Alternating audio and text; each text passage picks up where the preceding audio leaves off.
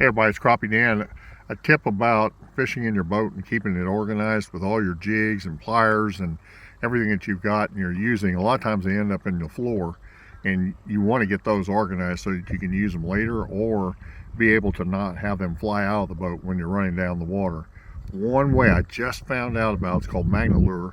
If you can see here, we put one on the double seat link.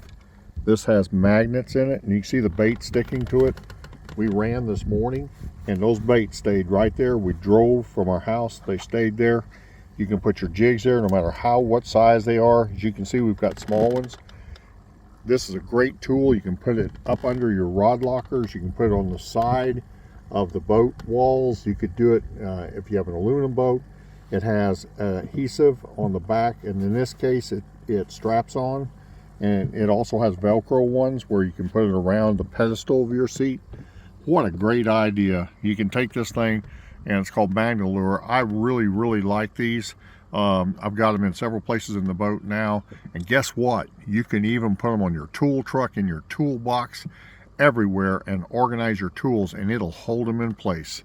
Just one other tip about organizing in your boat. This is Crappie Dan. Try it out. Take care.